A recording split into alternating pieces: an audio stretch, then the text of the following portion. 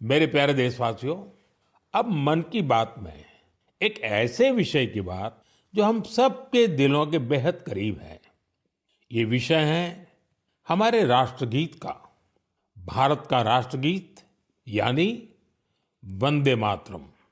एक ऐसा गीत जिसका पहला शब्द ही हमारे हृदय में भावनाओं का उफान ला देता है।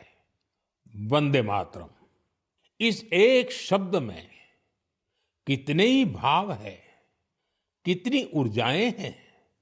सहज भाव में ये हमें माँ भारती के वात्सल्य का अनुभव कराता है। यही हमें माँ भारती की संतानों के रूप में अपने दायित्वों का बोध कराता है। अगर कठिनाई का समय होता है तो वंदे मातरम का उद्घोष 140 करोड़ भारतीयों को एकता की ऊर्जा से भर देता है।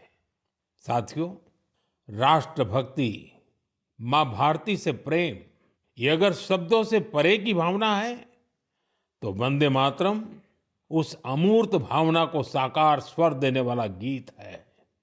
इसकी रचना बंकिम चंद्र चट्टोपाध्याय जी ने सदियों की गुलामी से शिथिल हो चुके भारत में नए प्राण फूंकने के लिए की थी। वंदे मातरम भले ही 19वीं शताब्दी में लिखा गया था, लेकिन इसकी भावना भारत की हजारों वर्ष पुरानी अमर चेतना से जुड़ी थी।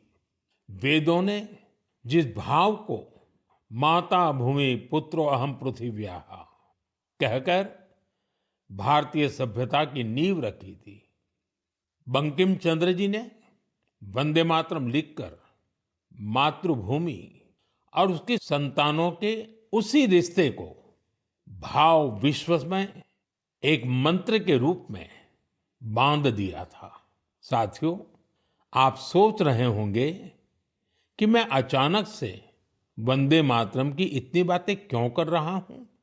दरअसल कुछ ही दिनों बाद 7 नवंबर को हम वंदे मातरम के 150वें वर्ष के उत्सव में प्रवेश करने वाले हैं। 150 वर्ष पूर्व वंदे मातरम की रचना हुई थी और 1896 में गुरुदेव रविंद्रनाथ टैगोर ने पहली बार इसे गाया था।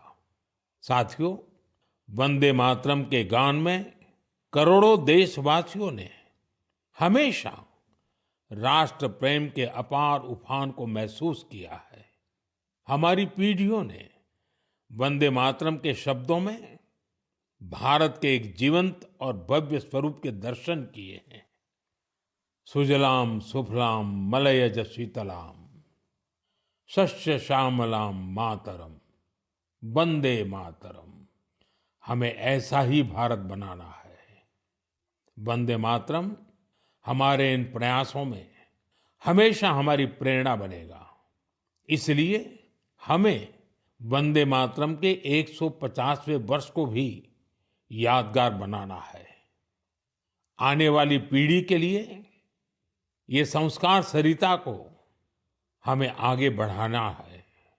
आने वाले समय में वंदे मातरम से जुड़े कई कार्यक्रम होंगे, देश में कई आयोजन होंगे।